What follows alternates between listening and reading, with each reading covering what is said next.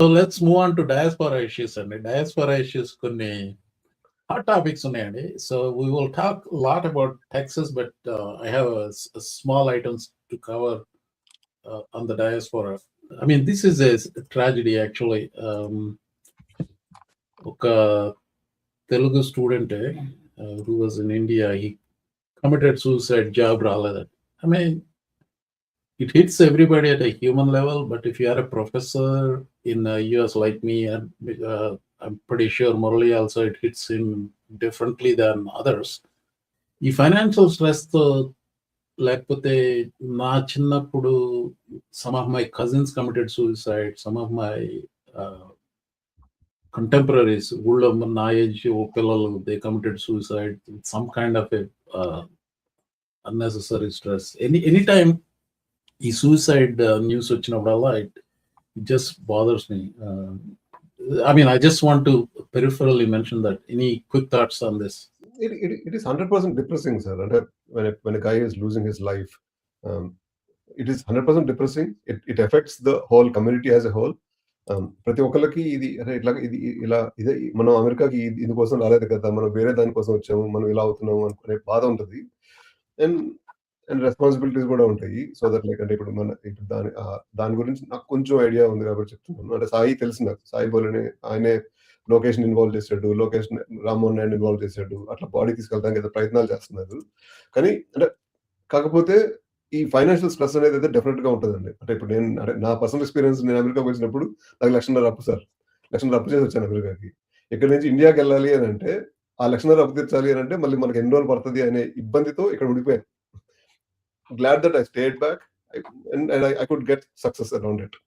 కాకపోతే అంటే అందరికీ అంత లక్కీగా ఉంటారని అనుకోను, కొంతమందికి ఇబ్బందులు ఉంటాయి. అంటే చాలా అంటే ఇట్లాంటి సూసైడ్ స్టోరీలు 3-4 విన్నాను సార్.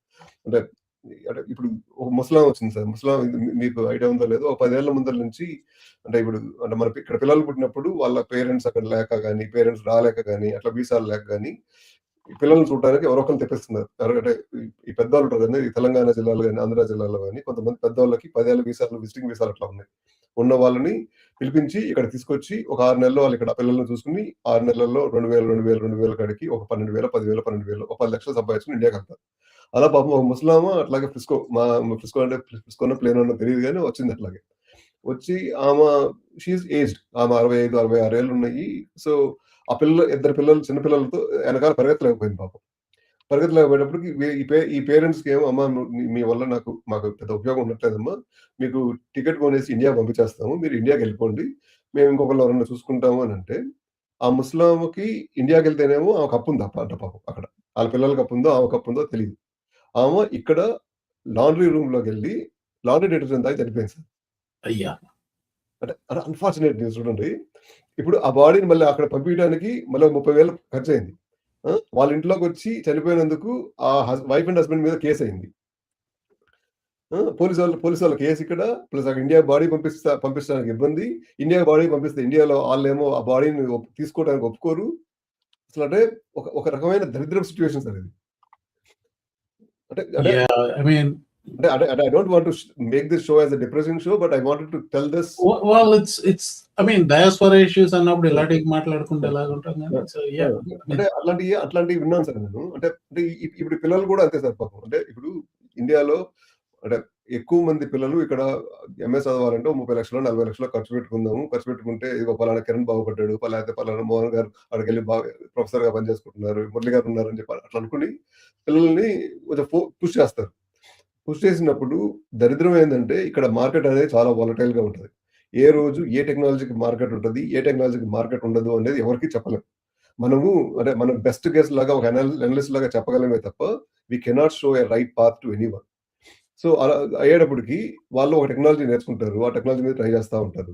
ట్రై చేసినాక జాబ్ రాలేదనుకోండి, ఇంకోటి అనుకుంటారు. ఎందుకు సార్ పోయిన సంవత్సరం ఫ్రెండ్ ఒకటి సార్ ఇండియా నుంచి, వాళ్ళ అబ్బాయి ఇక్కడ టాప్ యూనివర్సిటీలో, బాస్టన్ లో ఒక టాప్ యూనివర్సిటీలో చదువుకున్నాడు, మాస్టర్స్ అయిపోయింది, జీపీఏ కూడా 3.9, 3.95 జీపీఏ ఉంది. ఉద్యోగాల కోసం ట్రై చేస్తున్నాడు. 3 నెలలు అయింది, రాలేదు. అంతకు ముందు ఇంటర్న్షిప్ గా ఉన్నప్పుడు జాబ్ వచ్చింది, అప్పుడు చేశాడు. వాళ్ళు ఫుల్ టైం ఇస్తానంటే దానికంటే ఇంకా బెటర్ ఆపర్చునిటీ వస్తుందని చెప్పి ఆగాడు. అదొకటే ఆయన చేసింది. 3 నెలల్లోనే ఫ్రెండ్ ఇండియా నుంచి ఫోన్ చేసి, "అరే ఇట్లా మా వాడికి జాబ్ రావట్లేదు. ఏదో ఒక పార్ట్ టైమ్ జాబో ఏదో ఒకటి చూడరా. ఆడు పాపం బాగా డిప్రెస్ అయిపోతున్నాడు" అనే థాట్. ఇవి ఇవి మనకి ఫోన్‌లొచ్చినప్పుడు చాలా బాధ అనిపిస్తాయి సార్. అంటే నేనంటాను అంటే అరే! అరే! మన పిల్లోడు మంచి యూనివర్సిటీలో చదువుకున్నాడు. చదువుకున్నాడు. సీటింగొచ్చింది. ట్రై చేయండి. We will support him. Try చేయండి. వస్తది. ఎక్కడో చోట వస్తది. మీకు కావాలంటే నా రిఫరెన్స్‌గా వాడుకోండి. ఈ పిల్లోడు కష్టపడి పని చేస్తాడని నేను చెప్పగలను. అంతవరకు చేస్తాను నేను. నేను హెల్ప్ చేయ వరకు చేస్తాను తప్ప we cannot do a whole lot here. Yeah, well, that is the important thing అండి. ఇప్పుడు yeah, మురళి గారు మీ థాట్స్ ఏంటి? Yeah, the same thing. I see a lot of young IT workers here, especially వాళ్ళు struggle అవుతున్నారు. The thing is, I tell when I go to India or when some friend or my own family members, they ask me, "Hey, can you help out?" And I tell them, "No, don't come here for a master's unless you are filthy rich in India. Don't take a loan of 50 lakhs. Come here and try and do a master's, and after that you are struggling to find a job." People, last 20 years, things have changed really badly. Well, one other thing I also noticed is, just generally speaking, I am finding out more and more people H1B అలా ఉన్న వాళ్ళు నాకు తెలిసిన వాళ్ళలోనే I'm hearing some horror stories about abruptly losing job and stuff like that. So మీరు అన్నది కరెక్టే. There is not much we can do. ఇప్పుడు నా ఫీల్డ్లో పనిచేసే వాళ్ళకి నేను టీచింగ్ చేరిన కొత్తలో నాకు ఇండస్ట్రీలో చాలా కనెక్షన్స్ ఉన్నాయి. ఇప్పుడు ఉన్నాయి కానీ but it is a different level of connections. We can only put a good word, but if there is no need in the first place, they're not going to hire. And also, H1B has become, it's a little bit of a liability for most people. So, అంత quick గా తీసుకోవట్లేదు. So అంటే ఇప్పుడు H1B మీద కూడా sir, ఇప్పుడు తెల్లోళ్ళు చేసినంత గొడవ చేసినంత అంత ప్రాబ్లం కాదు సార్ అది. అంటే అంత దరిద్రం కాదు సార్ అది. ఎందుకంటే ఇప్పుడు డాలస్ సిటీలో దగ్గర వీళ్ళు ఎక్కువ మనల్ని H1B అనే దాంట్లో పుష్ చేస్తారు కానీ, ఒక 3,000 కంపెనీలు ఉంటే ఒక 150 200 కంపెనీలే H1B స్పాన్సర్ చేస్తాయి. మిగిలిన ఏవి చేయవు. ప్లస్ H1B పాపులేషన్ అనేది 0.1% కూడా ఉండదు. 0.6%, 0.7% of the total work force అంట యూఎస్ మొత్తానికి కలిపి. అంటే ఈ ఇండియన్ పిల్లలకి ఈ ఉద్యోగాలు పోవటం అనేది అది కొంత మెచ్యూరిటీ వచ్చి కొంత ఫైనాన్షియల్ బర్డెన్ లేనప్పుడు కొంచెం ఇబ్బంది అనిపించదు. అంటే వాళ్ళ ఉద్యోగం పోయింది అని అంటే ఈ టెక్నాలజీ కాదు ఇంకో టెక్నాలజీ నేర్చుకుంటాను బ్రదర్. 2 నెలల్లో 3 నెలల్లో ట్రైనింగ్‌కి వెళ్తాను. వచ్చేస్తదిలే అనుకుంటాను. కానీ ఎస్పెషల్లీ పాపం చిన్న చిన్న పిల్లలు వీళ్ళు అప్పుడే ఎంఎస్ చదువుకున్నారు. లేదా అప్పుడే ఎక్కువ మంది మన పిల్లలంటే ఎక్కువ మంది ఎంఎస్ చేయడానికే వస్తారు. అక్కడ ఇంజినీరింగ్ పూర్తి చేసుకొని ఇక్కడ మాస్టర్స్ చదవడానికే వస్తారు. 4 ఇయర్స్ అయిపోయింది కాబట్టి ఇక్కడ 2 ఇయర్స్‌కి వస్తారు. వచ్చి అంటే 24, 25 ఏళ్ళు ఉంటాయి. ఇండియా నుంచేమో ప్రెషర్ ఉంటది. ఈ పక్కనోళ్ళేమో నీకు ఇంకా రాలేదా? ఆళ్ళకొచ్చిందంట. ఆళ్ళ భయం వీళ్ళ భయం. ఆ పీర్ ప్రెషర్ ఒకటి ఎక్కువ ఉంటది. ఇప్పుడు నాలాంటోళ్ళకి నేను ఎవరికైనా ఇండియాకి ఫోన్ చేసి అరే బాబు ఇక్కడ ఉద్యోగాలు రావడం కొంచెం ఇబ్బందిగా ఉంది. కొంచెం ఆగండి అని అంటేనేమో నువ్వు వెళ్ళావు కదా! ఆడేం చెప్పాడు ఏదో చెప్పాడులే అంటారు. నువ్వు వెళ్ళావు కదా! నువ్వు బానే ఉన్నావు కదా! నువ్వు మాత్రం ఏం చదువుకున్నావు అంటారు. అనేటప్పటికి నాకు ఫేస్ కూడా ఉండదు చెప్పడానికి కూడా. అంటే ఎవరి అదృష్టం వాళ్ళదే సార్. ఇప్పుడు అంటే ఆ రోజు let's move on to the next one అండి. So I mean basically we empathize with this situation. Typically people in India, first of all, it is not the end of the world if you don't get a job. Debt is not the end of life, shouldn't be the reason for end of life. And I just like take care of yourself andy. So that's number one. And also think twice before coming to US. Anyway, I want to move on the diaspora issue. ఒక additional topic చెప్తాను sir.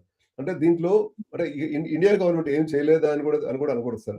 ఇప్పుడు రామ్మోహన్ నాయుడు ఏదో చూశాడు కాబట్టి తెలిసింది కాబట్టి చేస్తున్నాడు కానీ ఇప్పుడు ఇండియన్ కౌన్సిలేట్లు మన యూఎస్‌లో 4 యూఎస్ కౌన్సిలేట్లు ఉన్నాయి సార్.